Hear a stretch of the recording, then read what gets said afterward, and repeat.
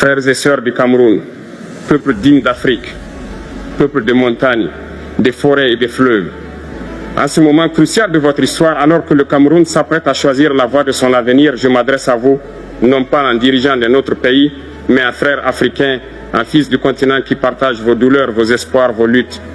L'heure n'est pas à la peur, l'heure n'est pas à la division, l'heure est à la conscience patriotique. L'heure est venue pour le peuple camerounais de reprendre en main le destin de sa nation. Trop longtemps, nos peuples ont vu leur voix confisquée, leurs choix manipulés, leurs espoirs enterrés sous le calcul d'intérêts étrangers. Trop longtemps, on a dit aux Africains pour qui voter, comment penser, comment vivre. Mais l'Afrique nouvelle se lève et le Cameroun doit être à l'avant-garde de cette renaissance. Nous devons comprendre pourquoi, malgré nos ressources immenses, nous restons dépendants des autres. L'heure est venue pour l'Afrique de se réveiller, de prendre son destin en main.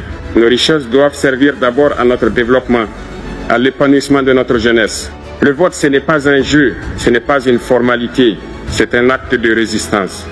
C'est le moment où chaque citoyen dit « Je décide moi-même de mon avenir » et personne, je dis bien personne, ne doit voler cette voix au peuple.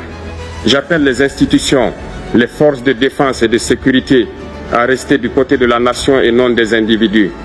Et j'appelle chaque Camerounais, du nord au sud, de l'est à l'ouest, à refuser la haine, à refuser qu'on oppose les ethnies, les régions ou les langues.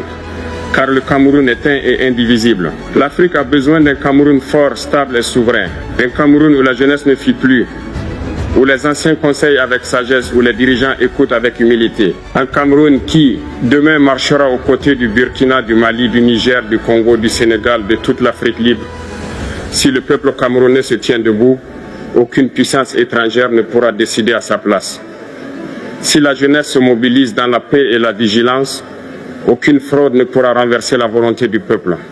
Je vous le dis avec le cœur d'un frère de combat, l'Afrique de demain ne se construira pas avec des mots, mais avec le courage des peuples.